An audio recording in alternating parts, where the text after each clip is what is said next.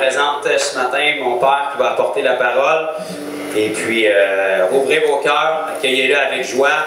Si vous ne l'aimez pas, ben, vous n'avez pas le choix de vous forcer, c'est un commandement.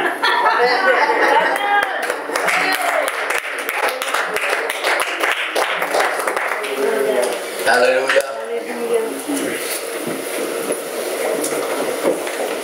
Présence de Dieu ici. Alléluia. Merci pour ta présence, Seigneur. Merci, Jésus. On ne mérite pas ça, mais tu le donnes quand même. Merci, Jésus. On te donne toute la gloire ce matin. Seigneur, j'ouvre ta parole avec tremblement. Mais je sais que tu vas parler, que tu vas toucher nos cœurs, nos esprits, nos corps mortels, tu vas nous vivifier, tu vas nous fortifier, tu vas nous délivrer, tu vas nous régénérer entièrement. Tu vas faire de nous, Seigneur, des vraies nouvelles créatures. En Jésus-Christ. Je prie, Seigneur, que l'esprit d'onction, la puissance du feu tombe sur la parole de Dieu ce matin. À cause de Jésus-Christ. On parle de Jésus ce matin. Alléluia. On parle d'un Dieu incarné dans la chair. On parle d'un Dieu qui s'est fait exactement comme nous, pour nous racheter. Oui. Alléluia. De nos péchés, de nos iniquités. Alléluia. Pour nous faire rentrer dans les lieux célestes. Amen. Alléluia. Alléluia. Sois béni, Seigneur. Nous sommes tellement bénis de te connaître. D'être sortis des ténèbres. De pouvoir rentrer dans la lumière. Merci pour la précieuse parole, Seigneur. Amen. Alléluia. J'ai trouvé un passage dans les Actes des Apôtres ce matin. On va lire le texte et le contexte à partir de Acte 2, 37 à 47. Non, à 43. J'ai pas d'eau, moi, là. Quelle femme qui voudrait aller chercher une bouteille d'eau? Ah, ok, mon fils n'emmène pas. Je vais dire, là, le Seigneur, je vais dire.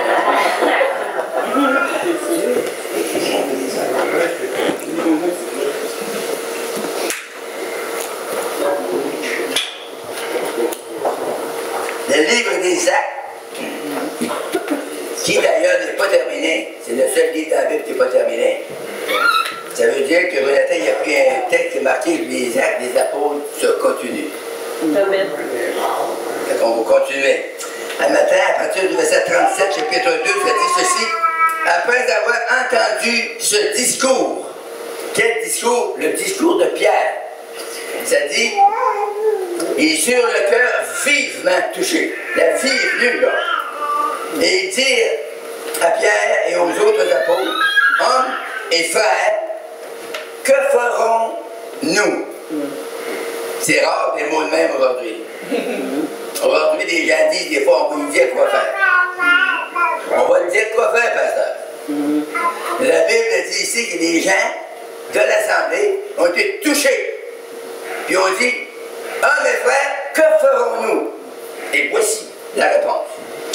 Pierre leur dit, repentez-vous et que chacun de vous soit baptisé en quoi? Au nom de Jésus. Ah, vous avez compris. Au nom de Jésus-Christ, pour le pardon de vos péchés, et vous recevrez le don du Saint-Esprit. Voyez-vous comment ça suit, là? Le baptême d'eau, la repentance, le baptême d'eau et le don du Saint-Esprit. Ça marche ensemble. Ça ne doit pas dissocier, je ne trouvais pas le mot. Merci beaucoup. Ceux qui sont riches en langage. Car la promesse est pour vous, pour vos enfants, pour tous ceux qui sont au loin, et en aussi grand nombre que le Seigneur Dieu en appellera. Ça doit être encore aujourd'hui, hein? Car la... Amen. Il faudrait que je relise verset 39. Car la promesse est pour vous, pour vos enfants, pour tous ceux qui sont au loin, et en aussi grand nombre que le Seigneur Dieu les appellera. Et là, ça continue. Par plusieurs autres paroles. Vois-tu, l'apôtre Pierre disait plusieurs paroles. Pour exhorter les gens, pour réveiller les gens, pour attirer l'attention. Plusieurs autres paroles, il les conjurait et les exhortait en disant, sauvez-vous de cette génération perverse. Amen. Ceux qui acceptèrent pas tous qui l'ont accepté. Mais la Bible nous dit que ceux qui l'acceptèrent, la parole furent baptisés. C'est beau la parole, hein? C'est la vérité. Aujourd'hui, les églises, ils baptisent une fois par année. C'est où qu'ils ont pris ça? Ils ont pris ça dans la doctrine, pas dans l'Évangile. C'est dans l'éditionnel Larousse. C'est dans les encyclopédies. Ils vont dire on va baptiser une fois par année. Le bon Dieu a dit de les baptiser de suite, puis nous autres, on va faire ça une fois par année. Après tout, c'est nous autres qui bossent. C'est beau, un matin, je parle bien. La Bible nous dit, ceux qui acceptèrent sa parole furent baptisés. Écoutez bien, ça dit gros le verset. En ce jour-là, le nombre des disciples s'augmenta d'environ 3000 hommes. Ces 3000 hommes-là ont été baptisés le jour même. C'est ce qui est écrit là. Donc, ça a augmenté d'environ 3000 hommes. Il y en avait eu 120 de sauvés dans la chambre à eau. Puis là, 3000 hommes de sauvés, puis baptisés. Donc, ça faisait 3120. Puis au chapitre 4, je ne vais pas là matin, mais au chapitre 4, il y en a eu un autre 5000 de sauvés. Après un autre massacre, des belles réunions, ça montait à l'Assemblée déjà primitive à 8120. Amen. Ça part bien l'église, hein? Alléluia. On veut tout ça à Granby? Oui, ça serait le fun, hein? Il persévérait dans l'enseignement des apôtres, dans la communion fraternelle, dans la fraction des pains et dans les prières. La crainte s'emparait de chacun. Il se faisait beaucoup. Il se faisait beaucoup. Dites avec moi. Il se faisait beaucoup de miracles par les mains des apôtres. Moi, ça m'excite. Parce que moi, j'ai été sauvé dans une dénomination qui disait qu'il n'y avait rien dans nos mains. Qu'on ne pouvait rien faire. C'est tout le Seigneur qui fait tout. Nous, on n'a pas d'affaire à rien faire. On a juste à t'attendre le Seigneur et prier. Entièrement faux. Dieu nous a commandé à nous. C'est pour ça qu'on est ici à matin. Pour comprendre qu'on a une œuvre à faire. On a une mission à remplir. Cette mission-là, c'est de prêcher l'évangile de Jésus-Christ, guérir les malades, chasser les démons, puis purifier les lépreux quand il y en a. Nous, on est bénis, il n'y a pas de lépreux par ici. On a ça de moins à 20. Ressusciter les morts, ça, il y en a des morts. Il en meurt. Des fois, je vois sur McDonald's avec mon épouse, puis on voit là 7-8 pages dans le journal de Montréal. 7-8 pages dans la même journée, ils sont tous morts. Ça, c'est tous les jours. Puis ça, c'est un ceux qui annoncent. Il y en a beaucoup qui n'annoncent pas sur les journaux. Il en meurt des gens. Puis ils ne sont pas tous sauvés, vous savez tout ça. C'est pour ça que ça presserait pour nous autres de se réveiller et de sauver les autres.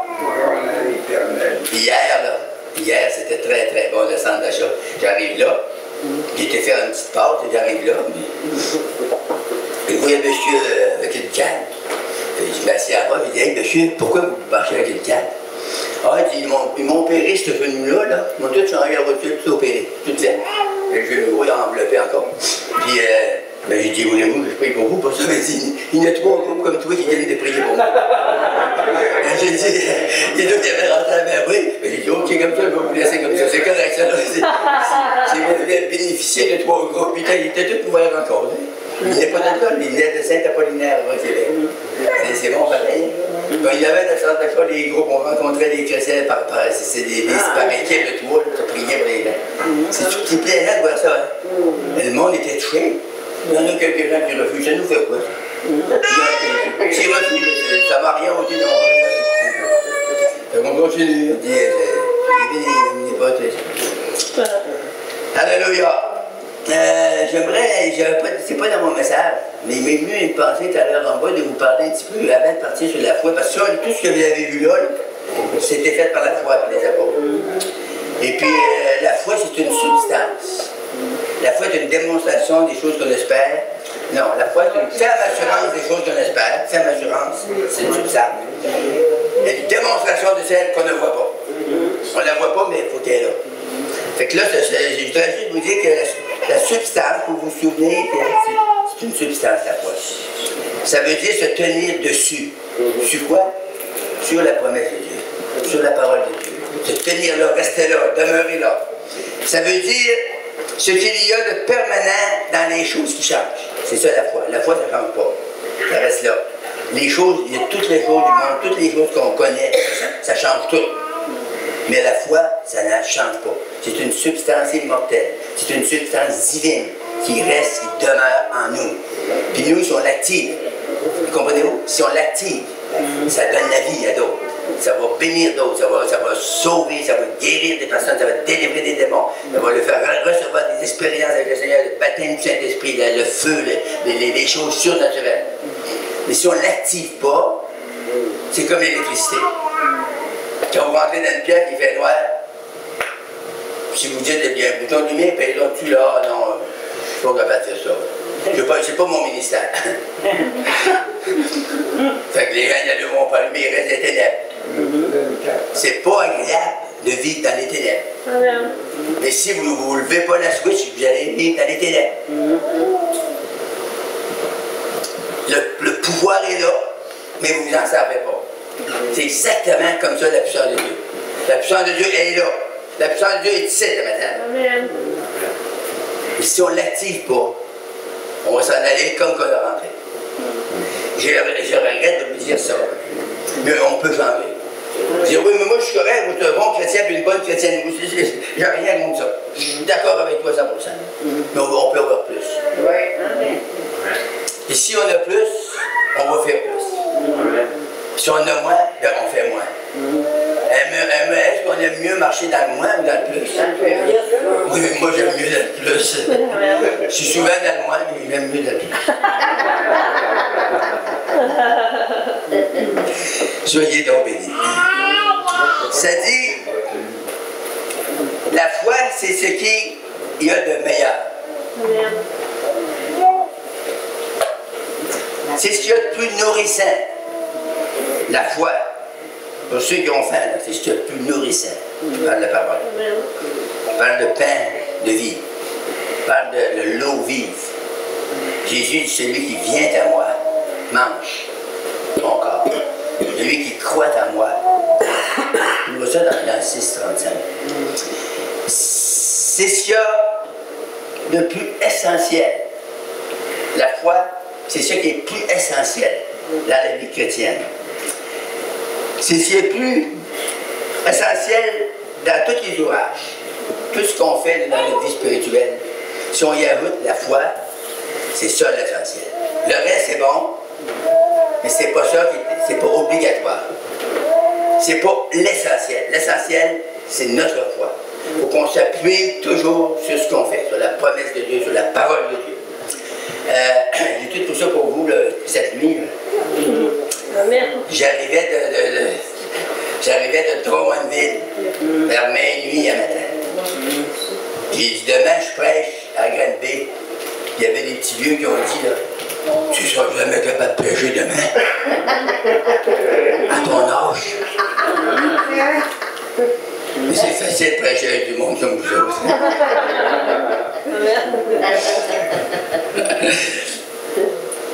Alléluia. La foi, dans un acte qui rapporte la substance, dans un discours. Ce matin, je vais vous donner un exemple. Je vais vous prêcher un court message de 2 heures. Non. Puis vous allez prendre l'essentiel de mon message. C'est ça la foi. Vous ne prendrez pas tout mon message. Vous ne pouvez pas tout prendre mon message. Je ne sais pas si la science est correcte, mais ils disent que les humains, comme vous, que vous m'écoutez à matin, que vous allez prendre à peu près, il me semble que c'est 3 ou 5% du message. Le reste, ça vous passe outre. Que le cerveau humain va capter à peu près ça. Fait qu'il faudrait que je parle longtemps pour que en capter un peu. Hein?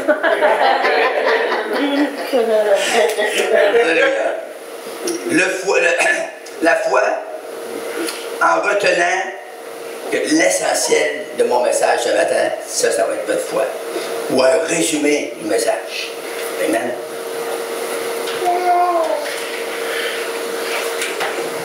Alléluia. Bon, la guérison opérée par les apôtres, ça c'est mon sujet. Enfin, un pasteur, ça fait un sujet, hein?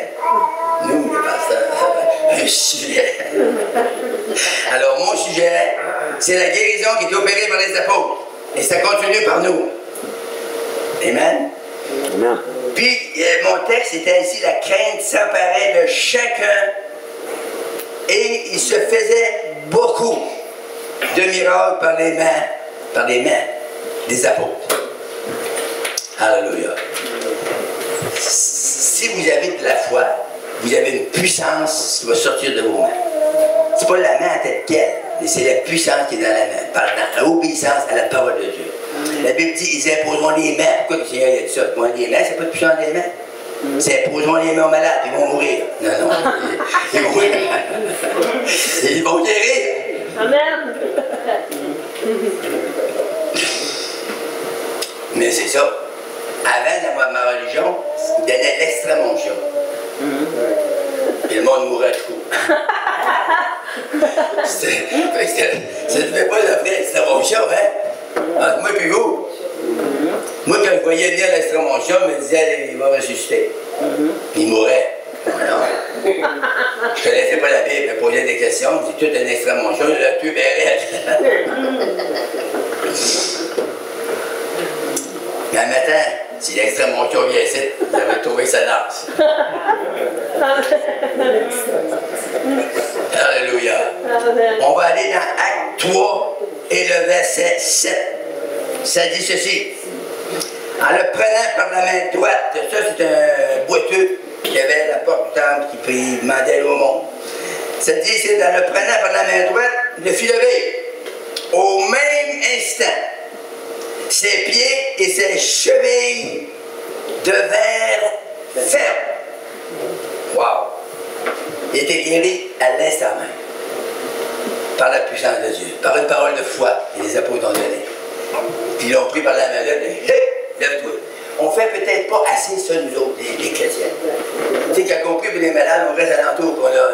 Mais dans la Bible, il les prenait par la main et il les aidait à s'élever. Il les aidait pas à marcher des milles, il les aidait à s'élever. Ah ouais, le frère Allen aux États-Unis, il les priait, puis il les priait par la main. Puis là, il te donnait un coup. Fait que même, il y avait un gars paralysé, une fois je l'ai compté, il y avait un vieux monsieur de 50 ans. Non. Un monsieur dans 72 à peu près qu'il avait les cheveux blancs, il était paralysé au bout de toutes ses membres étaient paralysés. Il était sur une cigarette, il était en pyjama. Il avait emmené sur une cigarette, ils l'ont présenté à côté de Frère Alain. 3500 personnes l'entendent qui encore de ça. Il dit, comment est-ce qu'il y en a qui croient que bon Dieu va guérir cet homme-là? Voilà. On a entendu un oui, un amen comme ceci. Amen. Ça voulait dire ça, on ne croit pas. Tu vas s'élever. Puis moi, j'étais là. J'étais sur la tribune, puis je passe, ils m'ont fait monter sur la tribune. Et moi, j'ai regardé, j'ai dit, Sylvie se lève, moi, je vais danser. Quand il a prié, il a brossé la tête et les pieds pour le réveiller un peu, puis il a prié pour lui, puis il a pogné la main, puis il dit Raise up and run! Il n'a pas dit lève-toi et marche, il dit lève-toi et cours! Monsieur s'est levé tranquillement, il a fait 2-3 pas, il n'a pas de s'en peur. Il a courir dans l'âme, on l'a lâché dans le temps, pas courir. Ça, c'est ça la substance. C'est ça la foi. Amen. C'est ça qu'on a besoin de s'attacher. C'est ça qu'on a besoin de s'appuyer. La parole a dit ça, je fais ça. Mais il y a quoi qu'on doit faire des fois, c'est de payer un gars, de sortir des chaises roulantes, là. Vous allez les poigner par la main et jeter en bas de la main. Ça! Mais je te dis qu'il ça va réveiller plusieurs. Ça l'agirait sur plusieurs. Tu manquerais peut-être ton cours si tu manques de foi. Mais si ta foi reste ferme, tu ne peux pas manquer ton cours. Il va sortir et il va courir. Il va être tellement béni, tu vas partir à courir en arrière. On va aller dans chapitre 5, une verset à sagesse, dans les actes à matin. Et à travers ça, Jonathan. Les actes des apôtres, chapitre 5 et le verset 16, ça dit ceci. La multitude, on peut lire 15 avec, serait peut-être bon pour avoir le contexte mieux. En sorte qu'on apportait les malades dans les rues et qu'on les plaçait sur des lits et des couchettes, afin que lorsque Pierre passerait, juste passer, son ombre au moins couvrit quelques-uns d'eux. La multitude accourait aussi des villes voisines de Jérusalem. Il n'y avait pas juste la petite réunion locale, là. Ça courait partout. Ils revenaient de Jérusalem, partout. Il accourait aussi des villes voisines de Jérusalem, amenant leurs malades. Il amenait des malades et des gens tourmentés par des esprits impurs, des démons. Et la Bible nous dit, il n'y avait à peu près la moitié de guéris. Tous étaient guéris. La Bible nous dit, et tous étaient guéris. Amen. C'est ça la Bible. C'est ça la parole de Dieu. C'est pas notre parole.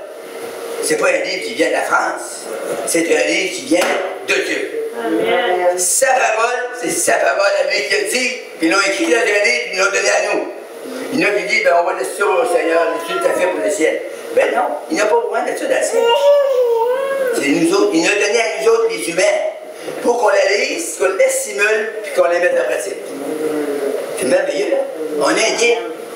Moi, avant, dans la religion, il n'y avait pas de guide. Il disait, ben viens là, m'en allait des fois là, dans la grosse église en pierre. Puis là, la peur me poignait, quand je rentrais là, j'avais peur, oui. Tu sais, parce que j'avais des démons, bien sûr, mais il était plein de démons là-dedans. Fait que quand je rentrais là, moi, j'avais peur. Puis là, je demandais à ma mère, j'étais quand t'es jeune, puis j'étais devant Gaspésie, là, t'es obéissant dans nos parents. Tout ce qu'il disait, ça passait par là. Fait que je me levais avant, je disais, maman, elle disait, qu'est-ce que tu veux là? Et je lui allais à la toilette. Et là, attends. Mais non, moi, je suis plus capable d'attendre.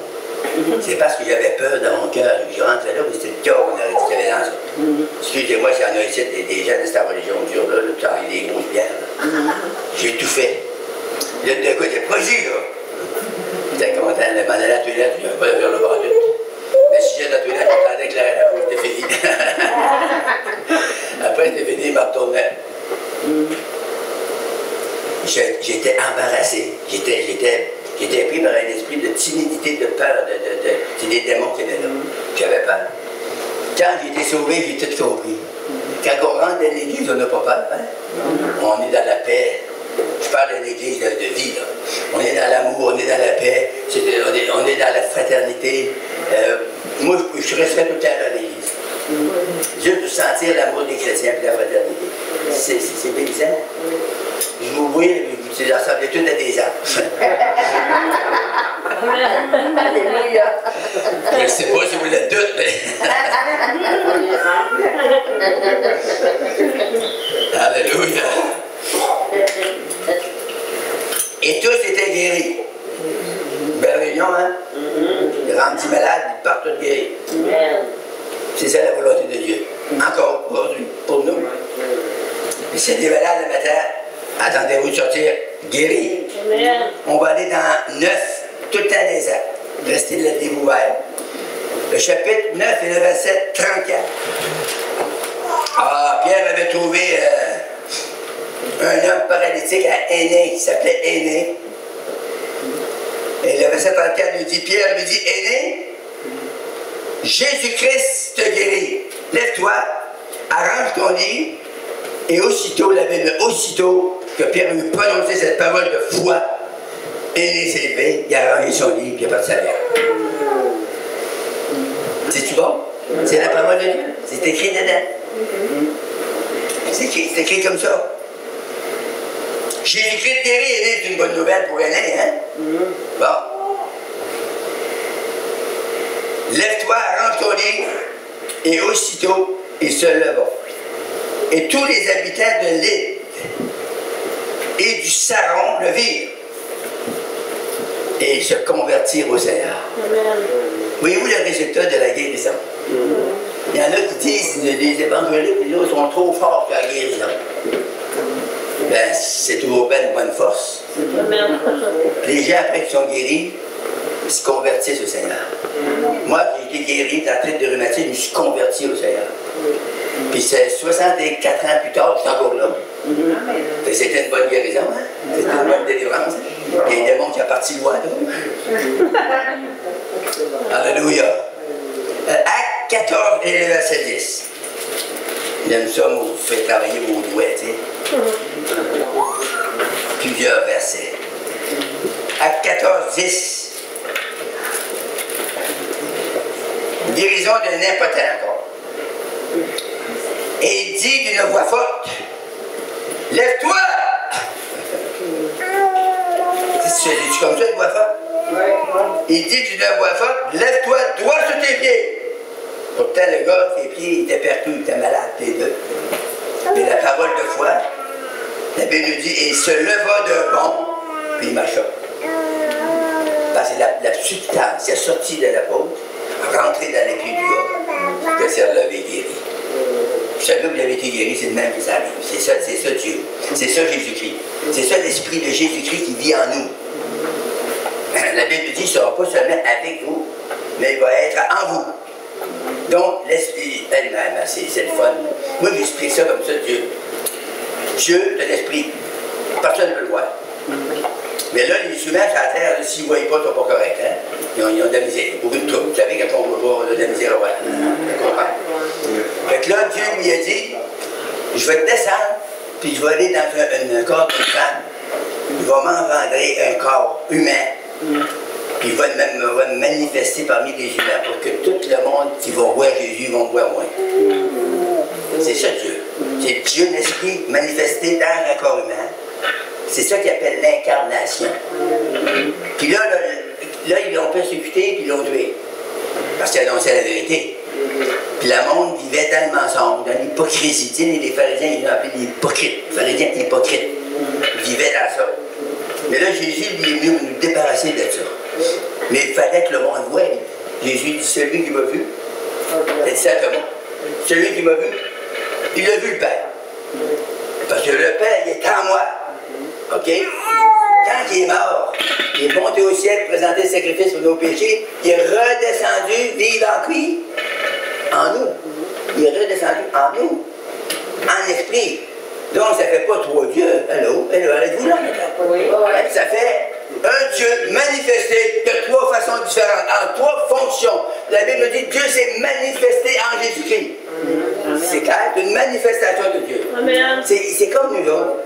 Je veux vous mettre ça que je vais le faire aujourd'hui à matin, c'est même pas dans mon message. Mais ça dit, dis-le ça. Oui. Le Seigneur, il a dit, créons l'homme, c'est ça César, il dit, créons l'homme et la femme à notre image, l'image de Dieu, et à notre ressemblance. Donc, si vous voulez voir Dieu, regardez un chrétien. C'est ça qui est Dieu. Avec un esprit, une âme et un corps. Le corps de Dieu, c'est Jésus. Dans Jésus, Dieu l'a dit, c'est un esprit, personne ne peut le voir. Mais l'esprit, en se manifestant dans un corps humain, on n'a pu le voir. Celui qui m'a vu, il a vu le Père. C'est lui le Père. Le Père est en moi. Il vit en moi, puis moi je parle lui, puis carré comme là, Jésus s'est venu par son esprit, après il est mort, il est venu par son esprit, puis il vit en nous. Donc, Jésus il est là, c'est nous autres qui est le corps. Les pieds de Jésus, c'est vous, c'est vos pieds. Les mains de Jésus, c'est vos mains. Les yeux de Jésus, c'est vos yeux. C'est bien fait. C'est la même affaire que Jésus t'a guidé sur la terre. Puis on diminue, c'est le diable, c'est l'ennemi. C'est la puissance des ténèbres qui nous fait voir ça comme ça. Oh, t'es rien, tu vaux rien, t'es comme ci, t'es comme ça. Jésus nous a lavé de rien, de comme ci, de comme ça. Jésus nous a lavé de ça. Des comme ça, il n'y en a plus. Des rien, il n'y en a plus. Je suis quelqu'un. Non, il est petit bretelles. Il n'y a pas de bretelles. Il y a une ceinture.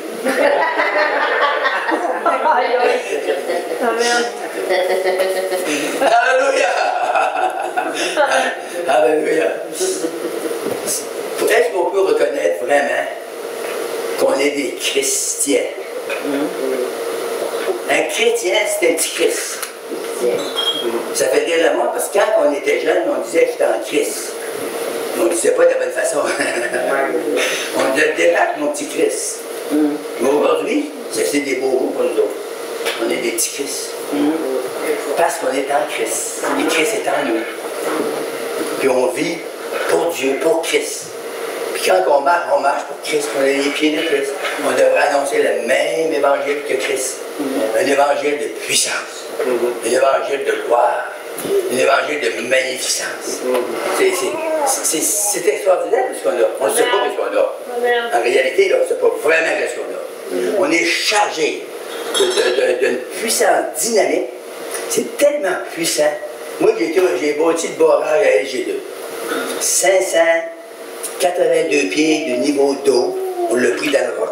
Les crêtes dans le roc, on a tout rendu ça, on a monté ça avec la moraine. 582 pieds de haut. Ils ont fait un chemin là-dessus. Puis là, il y avait 582 pieds d'eau. Puis il y avait des turbines en dessous de la terre.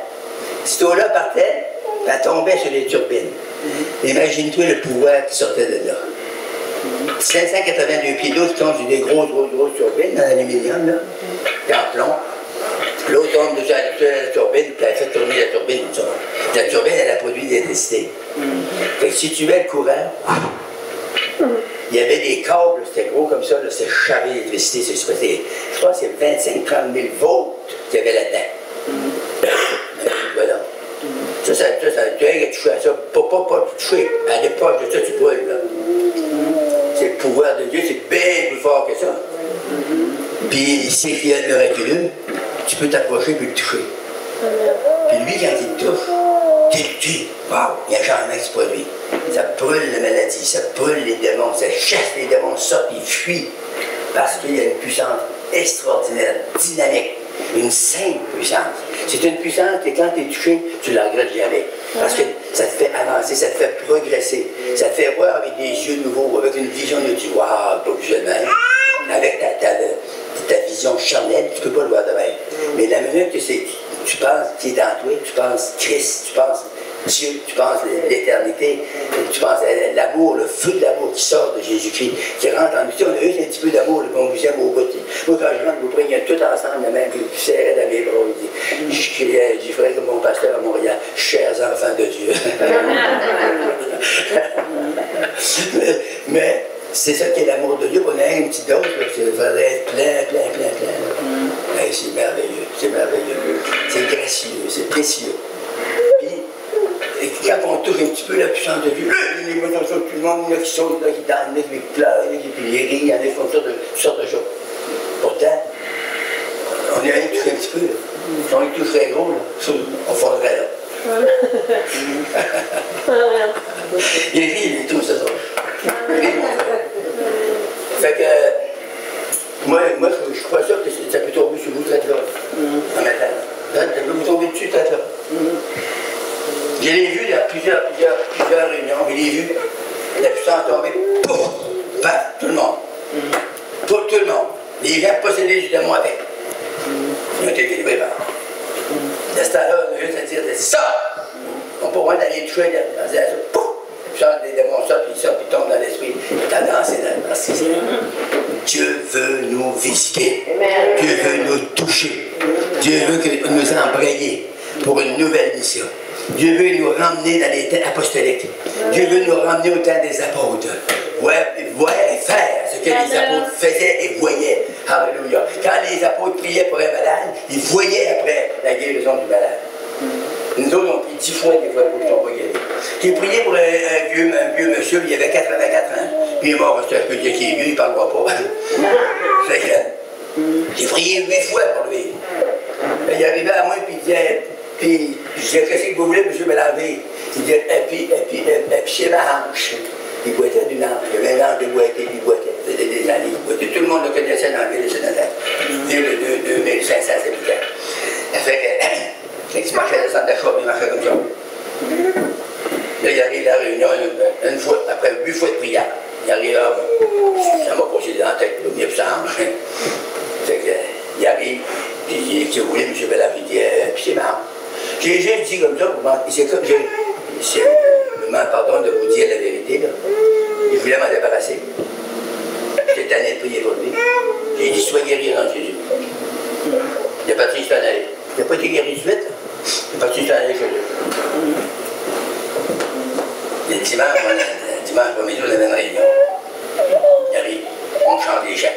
Après qu'on finit de chanter les gens, je ne prends pas de témoignage parce que quand c'est tout des nouveaux, les pires de tout, c'est là qui se lèvent témoigner. Ils n'ont aucun témoignage. Ils disent n'importe quoi, des folies, des niaises, blablabla. Il y en a une qui se lève, une femme. J'avais dit, quand vous vous levez, dites ce que Jésus a fait pour vous autres. Elle se lève, elle dit, ah non. Elle se lève, qu'est-ce qu'elle va dire? Elle va rien dire. Elle dit, il est beau notre pasteur, elle voulait parler de moi. Moi, je m'avais regardé dans le miroir le matin, je ne me trouvais pas beau. Elle dit, il est beau notre pasteur, il a une femme qui a trouvé ça dans ta pipe.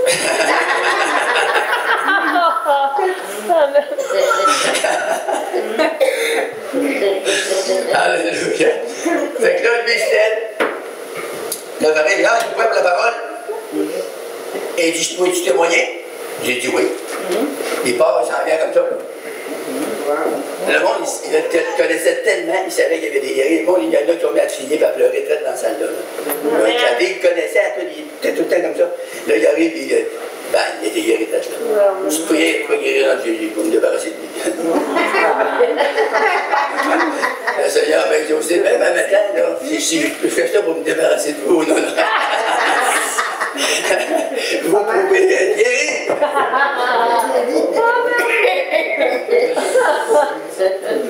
Alléluia. Alléluia. Alléluia. Il lui dit d'une voix forte, lève-toi droit sur tes pieds.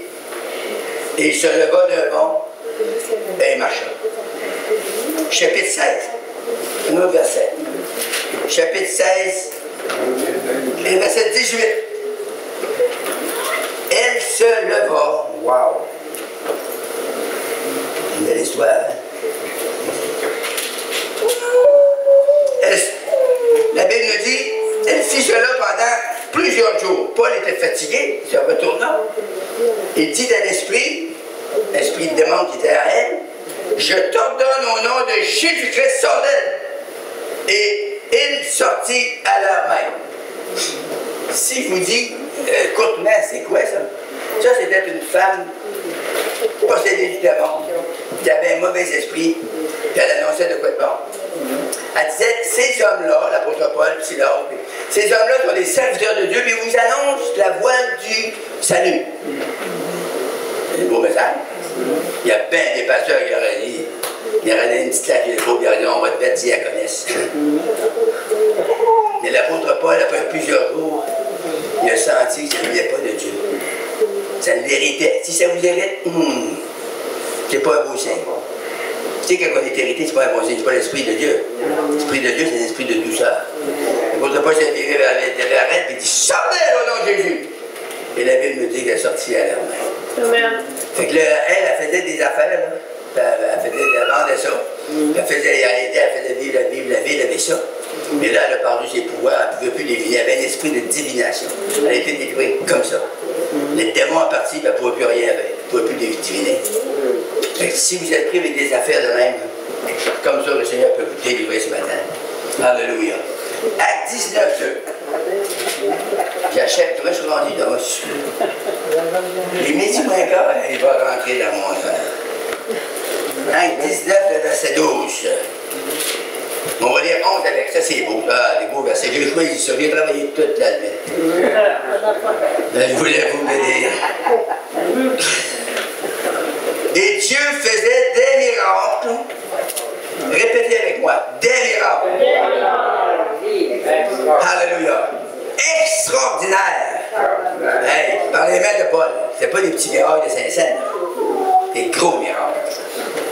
Dieu faisait des miracles extraordinaires par les mains de Paul. Au point, les miracles étaient tellement puissants, au point qu'on appliquait sur les malades des linges ou des mouchoirs qui avaient touché son corps. Et les maladies les quittaient. Et les esprits malins sortaient. C'est difficile à croire. Mais on sait que c'est vrai. Parce que c'est écrit dans la Bible. Une guenille, un mouchoir. Puis on va le mettre sur l'arrière ou dans le linge d'une personne qui est possédée, qui est malade, qui a des mauvais esprits. Vous mettez ça là avec la foi que Jésus va le toucher. Puis parce qu'il y a la foi dessus, serviteur de Dieu est rentré dans le linge, est imprégné dans le linge. L'esprit, la puissance de l'esprit. La personne, il va faire des moyens cauchemars dans la nuit. Puis il va être délivré des démons. Les démons vont sortir. S'il est malade, il va être guéri. C'est merveilleux, c'est écrit. Des miracles extraordinaires. Il peut faire avec ça. Puis là, moi, j'ai vu ça. Parce que Dieu, c'est délicat pour nous autres, parce qu'on est élevés dans la grosse religion. Ils ont vendu des carrés, des morceaux de la soutane de Frère André. Savez-vous de qui je parle? Oui. Ils ont vendu des morceaux de soutane pendant 2 siècles, 200 ans. Ils devaient avoir toute une soutane.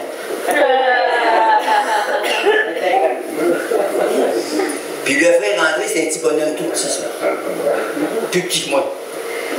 Puis il devait traîner ça, toute une traînée en arrière de lui, ça soutane. C'est ça qui nous a écœurés. Quand on a lu l'évangile, qu'on a vu ça, on était craintifs, on avait peur. Mais c'est pas des morceaux de soutane, là. C'est un linge qui est imprégné de l'onction. Amen. J'ai senti l'esprit le matin, l'esprit est à travers mon linge. Je pourrais vous porter mon gilet et vous pourrez guérir. C'est aussi simple que ça, là. C'est vrai. Et Alain a fait ça de ce côté. Il taillait des morceaux de coton qu'il achetait au magasin. Puis il les priait dessus. Puis il voyait l'huile. Il disait aux personnes qui ne pouvaient pas voir, amène ça, mets ça sur sa tête d'arrière. Des ivrognes. La femme, elle disait, je l'aime, mon mari, mais c'est un ivrogne au bout, puis je suis obligé d'être fait comme ça, puis on va faire. Puis il dit, mets ça sur sa tête d'arrière. La femme, elle prenait un linge, moins comme ça, puis elle le mettait sur sa tête d'arrière. Puis dans la nuit, le gars, il ne pouvait pas dormir dans la nuit, il se convertissait, mais là, c'est sauvé. Il y en a qui disent, c'est fou au bout. Mais les affaires de la foi, ça paraît fou pour les fous. Le monde pas croyant ne peut pas comprendre ça. C'est pas dans le génie, c'est pas dans le cerveau, c'est dans l'esprit. Et ça marche. Si l'esprit de Dieu est là, ça marche. Si l'esprit n'est pas là, ça marche pas. À ce moment-là, vous prenez le linge, vous le jetez à la poubelle. Mais si le linge est loin, ça va marcher. Alléluia. Demandez-vous pas de donner un morceau de gilet à matin, parce que c'est un gilet à nu. Ma femme ne sont pas contentes. On va aller au chapitre 28. Acte 28. Et le verset 8. Wow!